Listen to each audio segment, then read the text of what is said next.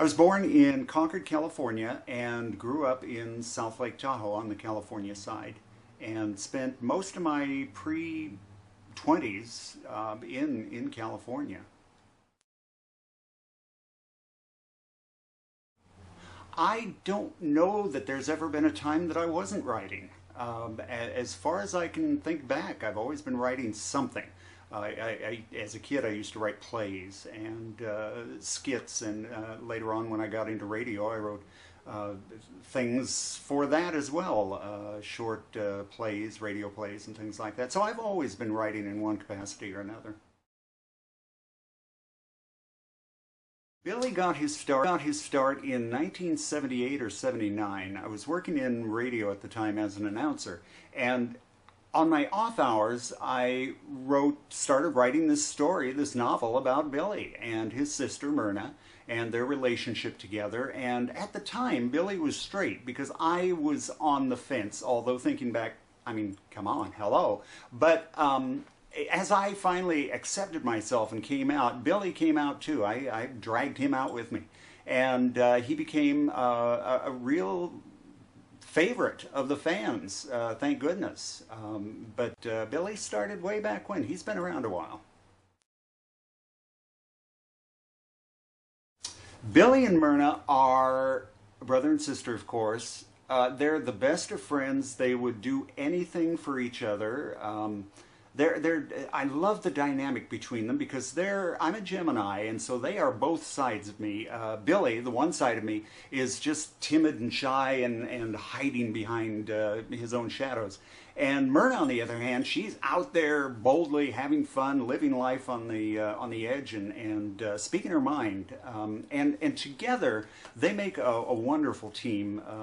Billy, in later years, as the story progressed, he got a little more bold, but not like Myrna. Myrna, I love Myrna. She's the sister I never had. I lost my brother to a motorcycle accident when I was, what was I, 22. He was 20 at the time. So Myrna was not only the sister I never had, but the brother that was taken away from me. So, and in a lot of ways, my brother was like Myrna. But anyway, their dynamic is tremendous. I love Billy and Myrna and the way they interact with each other. Ah, Smith, the bully extraordinaire. Smith comes from a real life experience. In my intermediate and high school years, I had my own personal bully, who was Smith. And I don't recall there being any real physical violence other than being shoved into a locker or surrounded by his little clique and cornered and threatened and all that. But Smith, in the story, the Billy series, was this guy. And in the end, he got his. So whether or not in real life he got his, I don't know. But in Billy, he got it.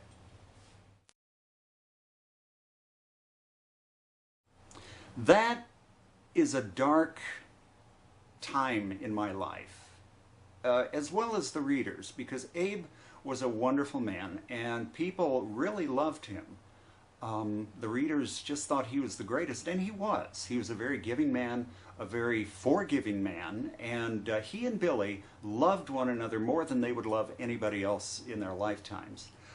Abe, unfortunately, had an undiagnosed depression, like myself. So this comes from my own life as well. In the second book of the Billy series, Abe was going into the first signs of a depression.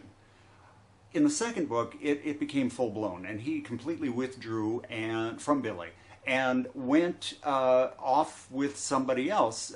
It has to be said that their breakup was inevitable. As much as they loved each other, and they did, it was going to happen. And Abe eventually went off with this other guy who ended up killing him. I felt that Abe needed to be killed so that Billy could continue. Because if Abe had gone off with this other guy and lived happily ever after, then Billy would have been stuck pining over him for the rest of his life. But this way it gave Billy the opportunity for a clean break.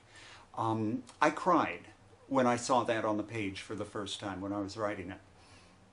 it was very, very upsetting, and it's very upsetting for the readers too, which shows how much Abe came into their hearts, and he unfortunately he had to be killed for those reasons. Lyle began in the Billy trilogy, the original trilogy. He was introduced in number 2, I believe. It's been so far back I forgot.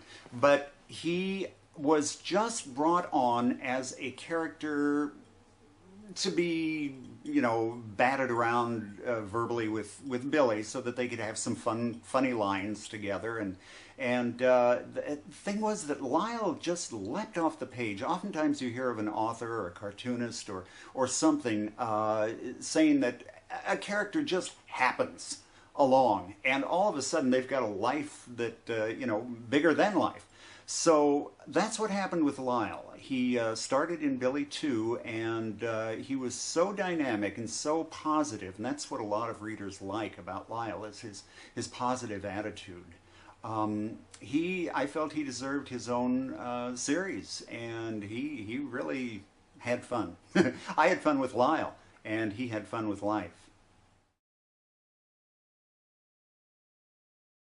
Lyle was a cop because I couldn't think of anything else to make him at the time. When I invent a character, I will give them a career of some kind, and then just kind of build them up, base it on that. And at the time, I just thought, well, Lyle can be a cop. What the heck? And it turned out to be the best thing for him, because it opened up a whole new area of storylines and such for him, and it turned out to be a very good decision. But that's the answer. Simply, I just couldn't think of anything else at the time.